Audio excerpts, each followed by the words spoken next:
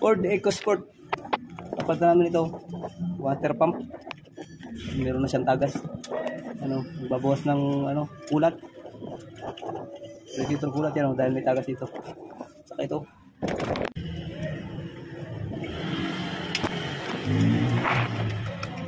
So, ito timing belt.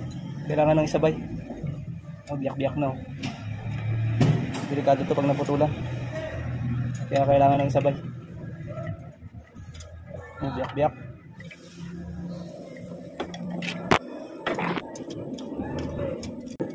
Auto tension yung kasama to pag pinapalitan. Isang set.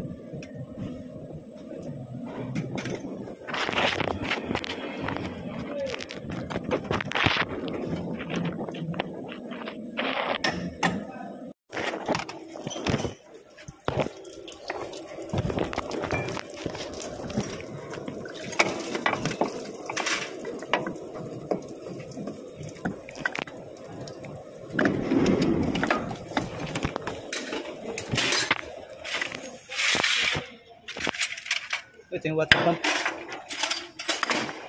Ito magkakatagas yan. Pag may lumabas dyan, sabihin sila ng water pump.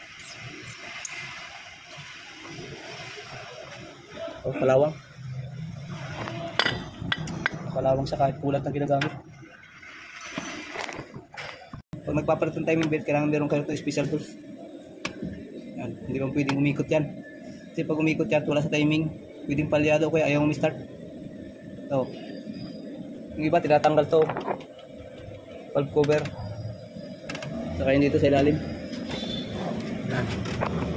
So, may nakatusok yan dito, nakatama yan doon sa sigunyal balancer ng crankshaft. Ito nakatama to, tapos to ikutin lang ninyo ng kaunti ito.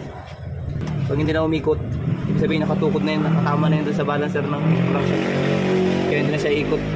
Yung ganito kasi mga Ford, wala siyang mga kunya. Kaya pwedeng i-timing ng walang special tools.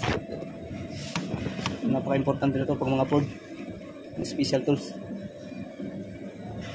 Ito na yung water pump GMD.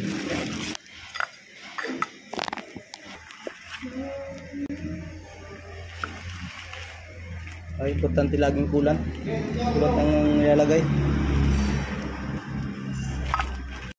So, katulad dito, kinakalawang. Kulat lagi ang nilalagay sa radiator. Sa Marinduque? Kaya dito tayo, hindi pa nangyari siya ng kaya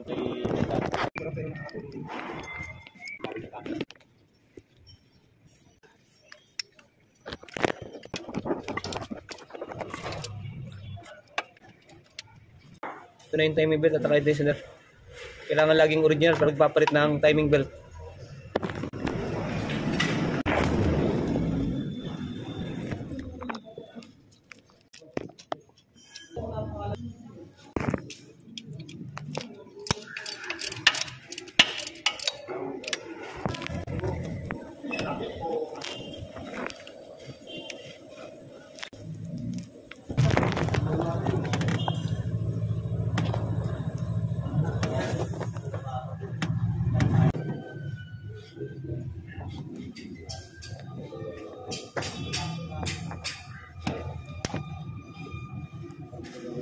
Yung lock ng tensioner. Ganoon lang naman sa naka-timing yun. Meron naman siyang timing map dito. Ang timing map niya pa dito. Tapos gamitan ng special tools. Para sa mga pang Ford, kailangan meron ganito. Special tools.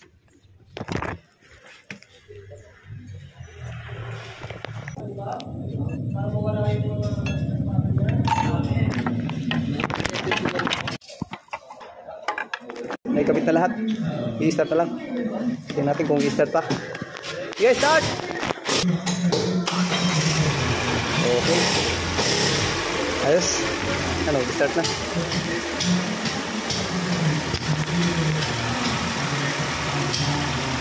Okay na. Ayos na.